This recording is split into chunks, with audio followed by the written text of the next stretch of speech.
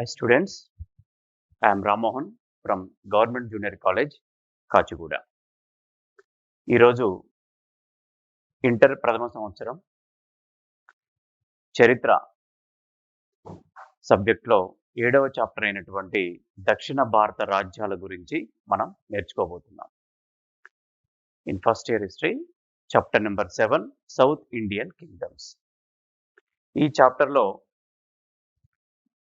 మనం దక్షిణ భారతదేశంలో ముఖ్యంగా పల్లవులు, చాళుక్యులు, చోళులు, కళ్యాణి చాళుక్యులు, రాష్ట్రకూటులు మొదలైన వంశాల వారు ఏ విధంగా దక్షిణ భారతదేశాన్ని పరిపాలించారు, వారి రాజధానులు, వారి పరిపాలనా విధానము, అలాగే వారి రాజకీయ చరిత్ర, ఇవన్నీ కూడా ఈ యొక్క 7th చాప్టర్ నుంచి మనం తెలుసుకోబోతున్నాం. In this chapter, we are going to learn the different dynasties from South India. They are Pallavas, Chalukyas, Chola, Kalyani Chalukya, and Rashtrakutas. Among them, the first important dynasty in South India was Pallavas. After Shatavahanas, they completely established a great kingdom in South India. Almost Shatavahana regions, their areas completely expanded by the Pallavas. The first great ruler or first founder of this Pallava dynasty was Simhavishnu. He established a great dynasty in South India from Nellore to Kaveri river. In the year 575 CE, Simhavishnu established his power in this region.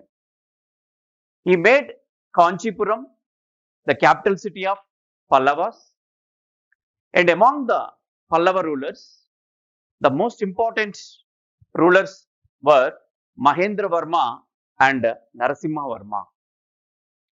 These two kings were very important kings in this dynasty.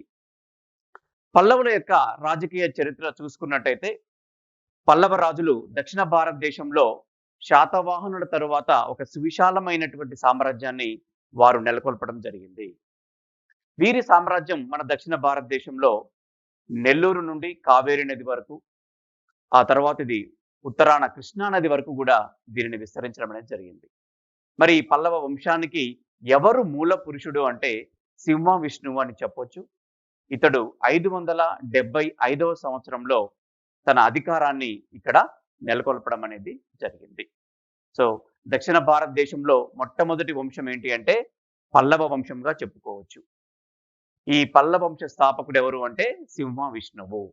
మరి వీరి రాజధాని కాంచీపురం, తరువాత మహాబలిపురం కూడా రాజధానిగా చేసుకుని వీరు పరిపాలించడం అనేది జరిగింది. మరి ఈ యొక్క పల్లవులలో ముఖ్యమైనటువంటి రాజులను కనుక చూసినట్టయితే సింహవిష్ణువు తరువాత మహేంద్రవర్మ మరియు నరసింహవర్మ వీరిద్దరు కూడా ముఖ్యమైనటువంటి పాత్రను పోషించారు. ఈ పల్లవ యొక్క రాజ్య వంశాన్ని, అధికారాన్ని ఇతర భూభాలకు మీదుగా విస్తరించడానికి కానీ, తమ సామ్రాజ్యాన్ని విస్తరించడానికి కానీ వీళ్ళు అనేక రకాలైనటువంటి చర్యలు తీసుకోవడం అనేది జరిగింది.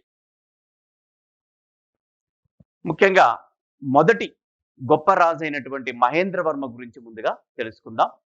ఇతడి యొక్క పరిపాలన క్రీస్తు శకం 600 నుంచి 630 వరకు కొనసాగింది. అంటే 30 సంవత్సరాలు మహేంద్రవర్మ పల్లవ రాజ్యాన్ని పరిపాలించడం అనేది జరిగింది. ఇతడు సింహవిష్ణువు యొక్క కుమారుడు. సింహవిష్ణువు ఎవరు అని చెప్పుకున్నాం మనం, పల్లవ యొక్క వంశ స్థాపకుడు. అలాంటి స్థాపకుడైనటువంటి సింహవిష్ణువు యొక్క కుమారుడే ఈ మహేంద్రవర్మ. 600 నుండి 630 వరకు ఇతడు పరిపాలించడం జరిగింది. పల్లవ రాజుల్లో ఇతడు గొప్పవాడని చెప్పుకోవచ్చు.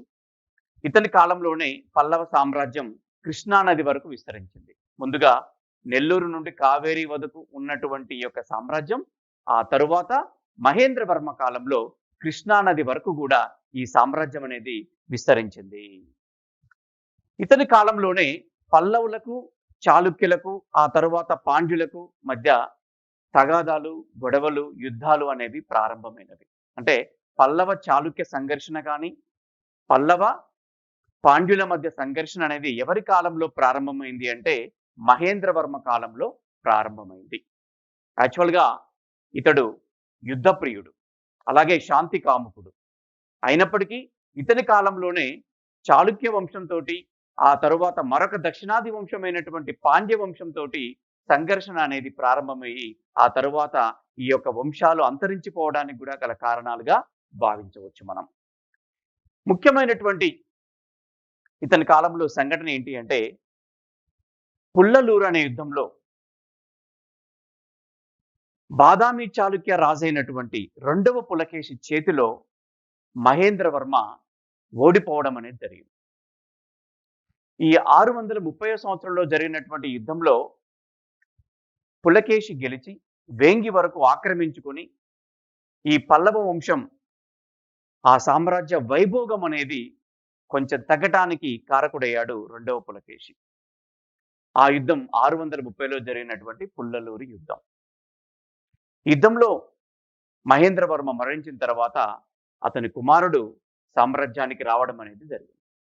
సో ఏదేమైనప్పటికీ ఈ 30 సంవత్సరాల కాలంలో శాంతి కాముకుడైనటువంటి ఈ యొక్క మహేంద్రవర్మ యుద్ధ ప్రియుడు కూడా, యుద్ధాలు కూడా చేసి తన యొక్క సామ్రాజ్యాన్ని విస్తరించడం జరిగింది. ఏదేమైనప్పటికీ ఇతని కాలంలో సాహిత్యం అనేది కూడా కొంతవరకు ముందు దశలో ఉందని చెప్పుకోవచ్చు. ఎందుకంటే మహేంద్రవర్మ కవి, రాజు అయినప్పటికీ కవి. అతను రాసినటువంటి ప్రముఖ గ్రంథం సంస్కృత భాషలో రాసినటువంటి ఆ గ్రంథం ఏంటంటే మత్త విలాస ప్రహసనం. మత్త విలాస ప్రహసనం అనే ఒక సంస్కృత గ్రంథాన్ని కూడా ఆయన రచించాడు. కవులను ఆదరించాడు, సాహిత్యాన్ని ప్రేమించాడు. అంతగా పల్లవుల యొక్క కాలంలో మనకు ఇప్పటికీ ఆధారాలు లభించాయంటే అవి మహేంద్రవర్మ కాలం నుంచి ఉన్నాయని చెప్పుకోవచ్చు. అలాగే మహేంద్రవర్మ మొదట జైన మతంలో ఉండి ఆ తరువాత కాలంలో శైవ మతాన్ని ఆచరించడం అనేది, స్వీకరించడం అనేది జరిగింది. సో మొట్టమొదటిగా అతడు జైన మతస్థుడు, తరువాత అతడు శైవ మతంలోకి మారిపోవడం అనేది జరిగింది. ఇతని కాలంలోనే అనేక దేవాలయాలు కూడా, అంటే మొట్టమొదటిసారిగా దేవుడికి ఆలయాలు మన దక్షిణ భారతదేశంలో నిర్మించడం అనేది జరిగింది. అంటే ఒక ఆలయం, ఒక గుడి ఉండాలి, ఒక దేవాలయం లాంటిది ఉండాలి అని ఆలోచన ఈ యొక్క మహేంద్రవర్మ కాలంలోనే, ముఖ్యంగా పల్లవుల కాలంలోనే వచ్చిందని చెప్పుకోవచ్చు. ఆయన నిర్మించినటువంటి గుహాలయాలు కానీ, అలాగే గుహలు కానీ, ఇవన్నీ కూడా మనకు దలవనూరు కానీ, మహాబలిపురం, ఈ యొక్క తమిళనాడు ప్రాంతంలో అనేక ప్రాంతాలలో, ఈ యొక్క సిత్తన్నవాసంలో కానీ, ఇక్కడ ప్రాంతాలలో ఇతని సంబంధించినటువంటి గుహాలు, ఆలయాలు మనకు ఇప్పటికీ దర్శనమిస్తున్నాయని చెప్పుకోవచ్చు. అలాంటి మహేంద్రవర్మకు ఉన్నటువంటి బిరుదులు ఏంటంటే విచిత్ర చిత్త, చిత్రకార పులి, మత్త విలాస, గుణభార అనేటటువంటి బిరుదులు కూడా ఒక పల్లవరాజుగా ఇతడు ధరించాడని చెప్పుకోవచ్చు. So Mahendravarma rule started from 600 CE to 630 CE.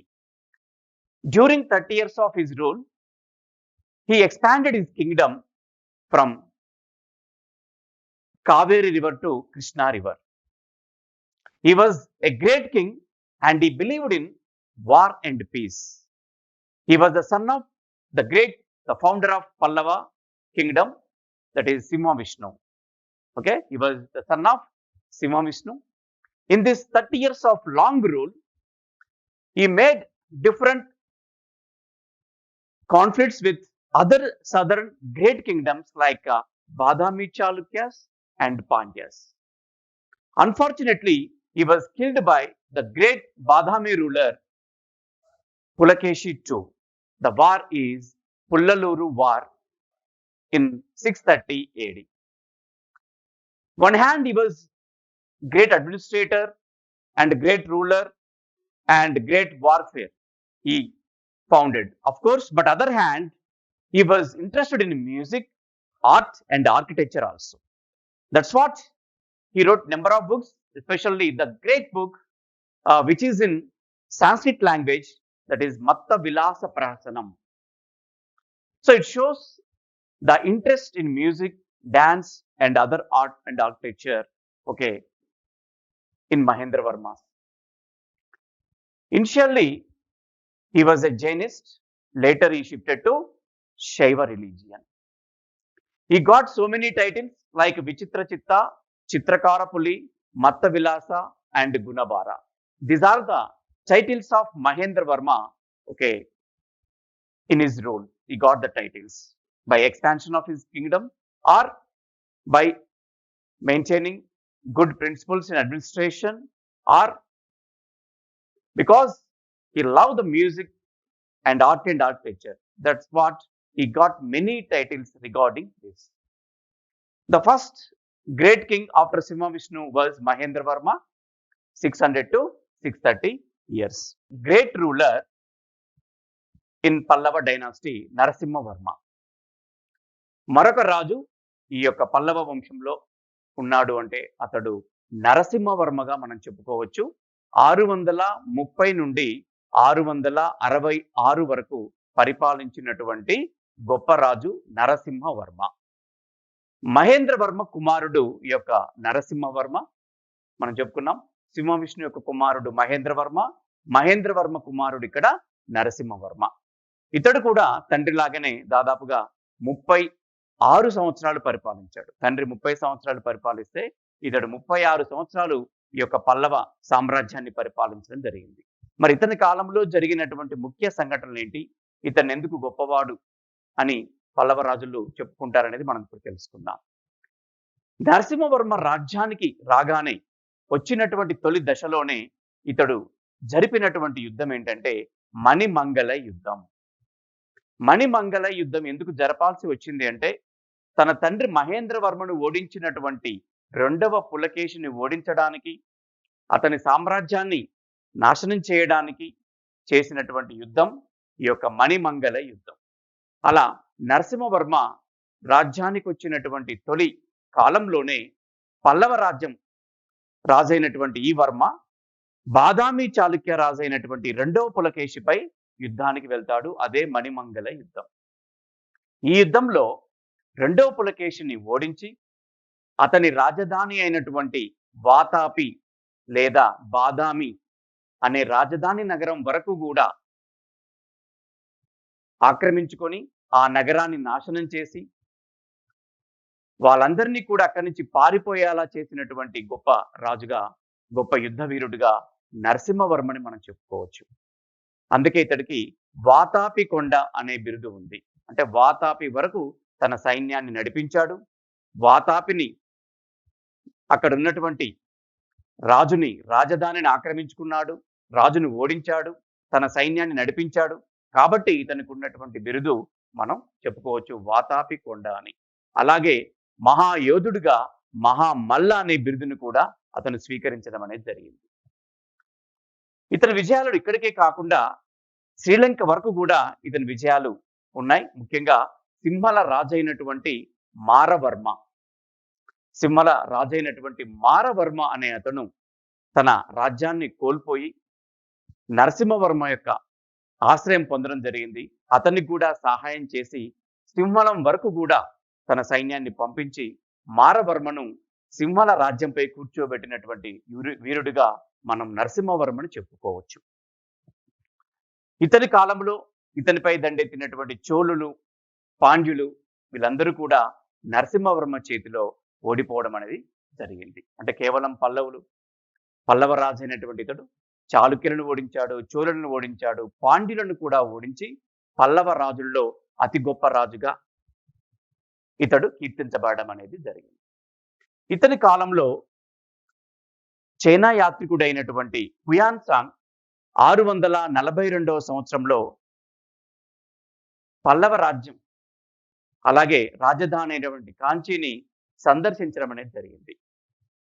642వ సంవత్సరంలో హుయాన్సాంగ్ కాంచీపురానికి రావడం జరిగింది.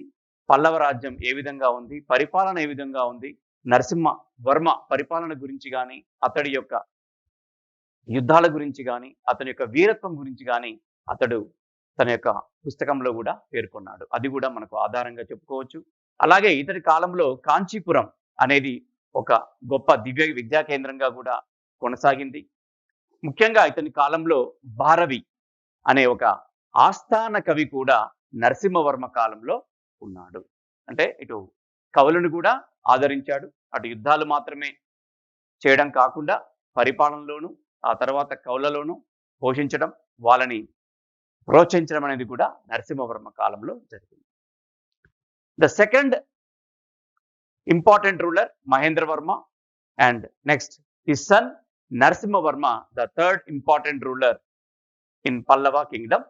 He ruled from 630 AD to 666.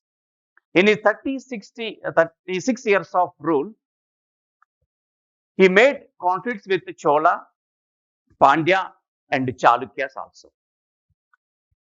In early age, when he came to power, first he started the expansion or expedition against Pulakeshi II, the Badami Chalukyas ruler. The war is Manimangalai war. In this war, Narasimhavarma defeated Pulakeshi II. So because Pulakeshi II already defeated his father Mahendravarma, that's what he took revenge by doing expedition against Vatapi, the capital of Badami Chalukyas. That's what he got the title Vatapikonda and Mahamalla.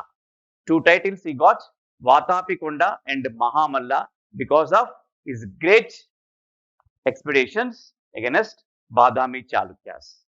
Not only that, his reputation reached the area, the region Sri Lanka also, because he restored the Maravarma. The ruler, Sri Lanka ruler Maravarma, he needed the Narasimhavarma's help so that he restored the Maravarma in Simhala chair. After that, Cholas and Pandyas also were defeated by Narasimhavarma simultaneously. In 642, the Chinese traveler Huansang, who visited the Pallava kingdom and especially the Kanchipuram, and he also noticed the great achievements of Narasimhavarma and his administration, his art and architecture also. In this age, the Kanchipuram and Mahabalipuram, both centers attracted so many people and so many students to study in Kanchipuram. So it was flourished as a great center of education. Not only that, he patronized art and architecture and the literature also, so that the Bharavi, who was the court poet of Narasimhavarma, he was the third great ruler after Simhavishnu and Mahendravarma, that is Narasimhavarma. Narasimhavarma తరువాత మనకు ముఖ్యమైనటువంటి రాజులు ఎవరు కూడా లేరు. నందివర్మ మాత్రం కొంచెం పేరు ప్రఖ్యాతులు సంపాదించి కొంచెం వరకు ఈ యొక్క పల్లవ సామ్రాజ్యాన్ని కాపాడడం అనేది జరిగింది. ఆ తర్వాత కాలంలో పల్లవ సామ్రాజ్యం మెల్లమెల్లగా అంతరించిపోయిందని చెప్పుకోవచ్చు.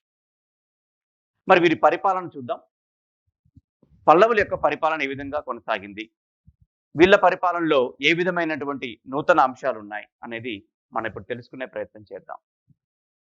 పల్లవులు కూడా శాతవాహనుల మాదిరిగానే పరిపాలించడం జరిగింది. మనం ఇంతకుముందు చెప్పుకున్నాం శాతవాహనులు ఏ విధమైనగా పరిపాలించారో, ఏ విధంగా దక్షిణ భారతదేశంలో వారి పరిపాలన కానీ వాళ్ళ సామ్రాజ్య విస్తరణ కొనసాగిందో అక్కడే ఈ యొక్క పల్లవ సామ్రాజ్యం అనేది ప్రారంభమైంది. కాబట్టి వీరు కూడా శాతవాహనుల మాదిరిగానే పరిపాలించారు. వీరు టైటిల్స్ని బట్టి, అంటే వీళ్ళు స్వీకరించినటువంటి బిరుదులను బట్టి వీరు రాజధర్మాన్ని ఏ విధంగా కొనసాగించారు, హిందూ ధర్మాన్ని ఏ విధంగా పాటించారో కూడా మనం తెలుసుకోవచ్చు.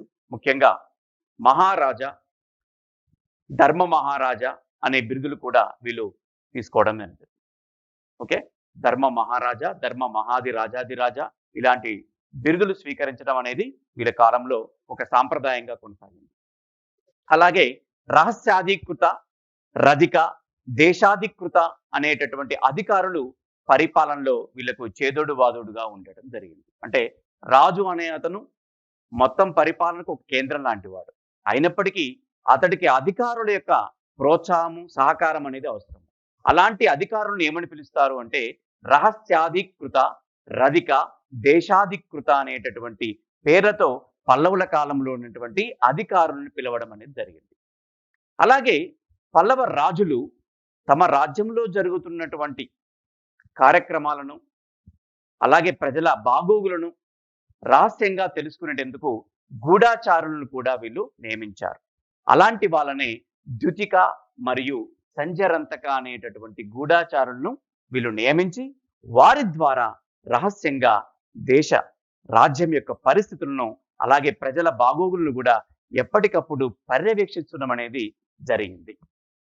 మరి ఇంతటి ముందు చూపుతోటి పరిపాలన చేపట్టినటువంటి పల్లవుల కాలంలో మరి రాజ్యం అనేది ఏ విధంగా వీళ్ళు విభజించారు అని చూసుకున్నట్టయితే మొత్తం పల్లవ సామ్రాజ్యాన్ని వీళ్ళు రాష్ట్రాలుగా, రాష్ట్రాలను విషయాలుగా, విషయాలను బోగటగా, ఆ తరువాత గ్రామాలుగా విభజించడం అనేది జరిగింది.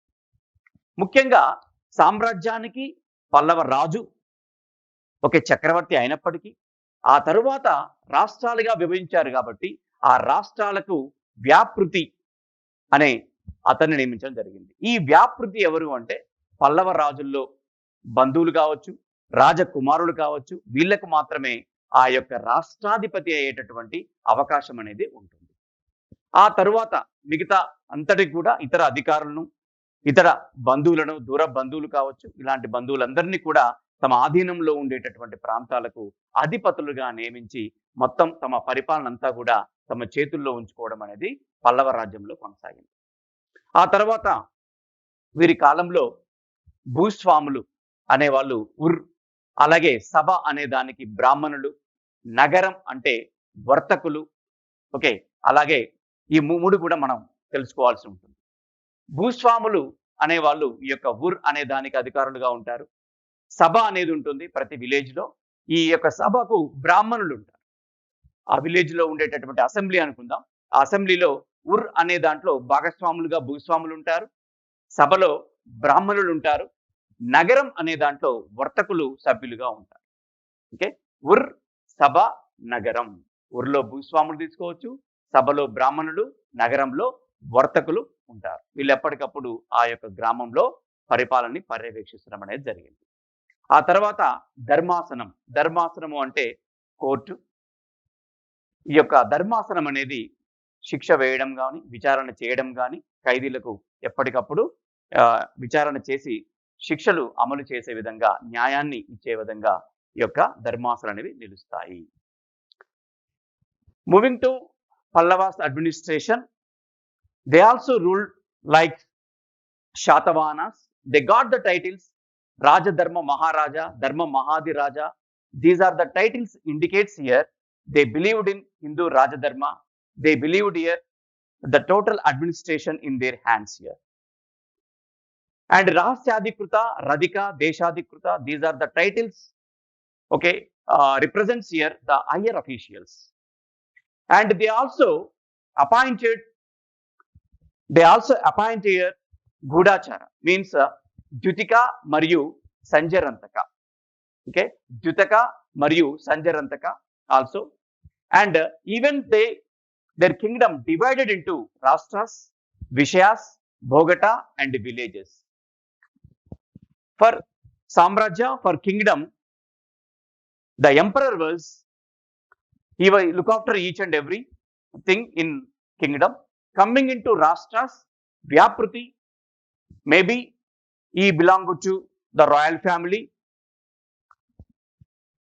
Moving to the village assembly, there are three: Sabha, Nagaram. Consists of landlords, Sabha consists of Brahmins, and Nagaram consists of here merchants. And last, Dharmasana. Dharmasana is nothing but court. So court gives dispose the judgment in village level, state level, and coming to kingdom. Moving to now ఆర్థిక వ్యవస్థ. ఇప్పుడు పల్లవుల కాలంలోని ఆర్థిక వ్యవస్థ ఏ విధంగా ఉందో చూద్దాం. So పల్లవుల యొక్క ఆర్థిక వ్యవస్థ సిరి సంపదలతో ఉందని మనకు హుయాన్ సాంగ్ రాసినటువంటి సియుకి ద్వారా తెలుస్తుంది. సో హుయాన్ సాంగ్ నరసింహవర్మ కాలంలో వచ్చాడు. ఆ విధంగా అతను పల్లవ సామ్రాజ్యాన్ని సందర్శించాడు కాబట్టి సో సామ్రాజ్యం సిరి సంపదలతో ఉందని మనం తెలుసుకోవచ్చు. అది సియుకి గ్రంథం. అలాగే వీరు చెరువులు, కాలువలు త్రవ్వించి ఆర్థిక వ్యవస్థ పటిష్టం కోసం ప్రయత్నం చేశారు. ముఖ్యంగా దేవాలయాలకు, బ్రాహ్మణులకు వీళ్ళు భారీగా దానాలు చేశారు. అలాగే వీరి కాలంలో ప్రధాన పంట ఏంటంటే వరి. వరి అనేది ప్రధాన పంటగా ఉండింది. అలాగే శ్రేణులు, వర్తక శ్రేణులను వీళ్ళు నానాదేశి, మణిగ్రామం అని పిలిచేవాళ్ళు. సో ప్రతి వర్తక శ్రేణి అనేది ఒక గ్రూపుగా తయారైంది. దాన్ని శ్రేణి అంటాం. ఆ శ్రేణిని పల్లవుల కాలంలో నానాదేశి, మణిగ్రామం అని పిలిచేవాళ్ళు. మరి వీరి కాలంలో ప్రధాన ఓడరేవులు ఏంటి అంటే ఎక్కడి నుంచి ఎక్కడికి వీరి యొక్క వర్తకం కొనసాగింది అంటే మహాబలిపురం, నాగపట్నం నుంచి ఇతర ప్రాంతాలకు వీళ్ళు ఇక ఎగుమతులు అనేవి కూడా జరిగింది. వీరి కాలంలో భూమి శిస్తు తెలుసుకున్నట్టయితే 1/4 వంతు నుంచి తర్వాత కాలంలో 1/6 వంతు వరకు ఈ యొక్క భూమి శిస్తు అనేది ఉంది. అష్టాదశ పరిహార అంటే 18 రకాల పన్నులు పల్లవుల కాలంలో ఉన్నట్టుగా, విధించినట్టుగా, వసూలు చేసినట్టుగా మనకు తెలుస్తుంది. So economy of Pallavas, the the wealth of the kingdom's wealth, okay, so it was completely the control of the great kings. They flourished here. Economically they were very very wealthy, flourish here according to the inscriptions, according to the great writings of Siyuki, okay, and even the Pallava writings which Matta Vilasa Prasana, Bharavi Kiratarjuniyam, okay, these are the written sources also, okay, giving information about the economy of the Pallavas. And even they donated, okay, the lands, the gold to Brahmins and even temples also. And they constructed tanks and canals, okay, to encourage the agriculture industry. And moving to their the first main food crop here, only rice. And even they formed into the people, the merchants formed into different groups like Nanadeshi, Manigramam, okay, and their main forts are here, Nagapatnam and Mahabalipuram. These are the two forts are there. And coming into their land revenue, they collected tax from 1/4 to later increased to 1/6. And they collected Astadasha Parihara. Astadasha Parihara means they collected almost 18 taxes. Moving to సామాజిక మత పరిస్థితులు. సామాజిక మత పరిస్థితులు తీసుకున్నట్టయితే వీరి కాలంలో వర్ణాశ్రమ ధర్మాన్ని పాటించారు. అన్ని మతాలు ఉన్నప్పటికీ భక్తి, జైన, బౌద్ధ మతం వల్ల ఈ కుల వ్యవస్థ అనేది క్షీణించింది చాలా వరకు. మోక్ష ప్రాప్తికి లింగభేదం లేదని తెలుసుకున్నారు. తర్వాత ముఖ్యంగా హిందూ మతంలో అల్వారులు, నయనార్లు అనే 2 గ్రూపులు అయ్యారు. అల్వారులు అంటే విష్ణువుని పూజించే వాళ్ళు, నయనార్లు అంటే శివుని పూజించే వాళ్ళు. వాళ్ళ ముఖ్య గ్రంథాలు కూడా ఉన్నాయి మనకి ఇక్కడ. నలఈర ప్రబంధం, తేవరం, అలాగే తిరుపతి, శ్రీరంగం, కాంచీపురం ఇవన్నీ కూడా మత కేంద్రాలుగా, విద్యా కేంద్రాలుగా కొనసాగాయి. సాహిత్యం తీసుకున్నట్టయితే వీరి కాలంలో సంస్కృతం, వైదిక విద్యలను బాగా ఆచరించారు. దండి, భారవి లాంటి గొప్ప కవులు ఉన్నారు. అలాగే వీళ్ళు రాసిన పుస్తకాలు మనం తెలుసుకున్నాం ఆల్రెడీ. విదేశీ విద్యార్థులు, అధ్యాపకులు కూడా ఈ యొక్క కాంచీపురంలోకి వచ్చి చదువుకోవడం అనేది. ఆర్ట్ అండ్ ఆర్కిటెక్చర్, వాస్తు నిర్మాణాలు చూసుకున్నట్టయితే ముఖ్యంగా మహేంద్ర వర్మ కాలంలో కొండలను తొలగించి ఆలయాలు నిర్మించారు. వాటిని మనం గుహాలయాలు అంటాం. అవి మనకు స్క్రీన్ మీద కనిపిస్తున్నాయి. పల్లవరం, దల్వనూర్ దగ్గర పంచపాండవ గుహలు, మల్లేశ్వర ఆలయాన్ని కూడా నిర్మించడం అనేది జరిగింది. ఆ తర్వాత మహామల్ల శైలిలో అంటే నరసింహవర్మ కాలంలో ఇవి ఏకశిలా నిర్మాణాలు. ఇవన్నీ కూడా రాతి రథాలుగా చెప్పుకోవచ్చు. మహాబలిపురంలో ఉన్నాయి ఏకశిలా నిర్మాణాలు మరియు ఇవన్నీ కూడా రాతి రథాలు. తర్వాత రాజసింహ శైలిలో కూడా నిర్మించారు. అవి తీర దేవాలయం, కైలాసనాథ ఆలయం, వైకుంఠ పెరుమాళ ఆలయం. ఇవన్నీ కూడా మనకు కాంచీపురంలోను, మహాబలిపురంలోను ఉన్నటువంటి ఆలయాలు ఇవి రాజసింహ శైలిలో నిర్మించినటువంటివి. అంటే మొట్టమొదటిగా గుహాలయాలుగా స్టార్ట్ అయ్యి ప్రారంభమై ఆ తర్వాత కాలంలో ఇవి ఒక దేవాలయాలుగా పూర్తి రూపతను సంతరించుకోవడం అనేది జరిగింది. నందివర్మ శైలిలో నిర్మించినటువంటి ఆలయాలు కూడా ఉన్నాయి. అది వెంకట పెరుమాళ్ ఆలయం, ముక్తేశ్వర ఆలయం, మాతంగేశ్వర ఆలయం కూడా ఉన్నాయి. అలాగే స్క్రీన్ మీద కనిపిస్తున్నటువంటి మరొకటి ఏంటంటే ఇది భగీరథ తపస్సు సంబంధించినటువంటిది. ఓకే. భారవి కిరాతార్జునీయం సంబంధించినటువంటిది. ఇవి ఇది మహాబలిపురంలో ఉన్నటువంటి ఒక వాల్ మీద, ఒక గోడ మీద ఓకే అద్భుతంగా చిత్రీకరించినటువంటి శిల్పం. అలాగే శిల్పకళకొచ్చినట్టయితే అర్జున పాప పరిహార ఘట్టం ఇప్పుడు మనం చూసింది. అలాగే దుర్గ మహిషాసుర మర్దిని, వరహ, శివ, విష్ణు, గజలక్ష్మి, ద్వారపాలకులు, గంగాధరుని విగ్రహాలు గాని, ఓకే గంగావతారణం, అలాగే కిరాతార్జునీయం కథను దీనిపై చెక్కారు. ఓకే. మనం చూస్తున్నటువంటి ఈ చిత్రాలన్నీ కూడా సిత్తన్న వాసల్, పడమనై ఆలయంలో ఉన్నటువంటి శివుని నృత్యము, పార్వతి వీక్షణము, సోమస్కంద చిత్రము ఇవన్నీ కూడా చిత్రాలు.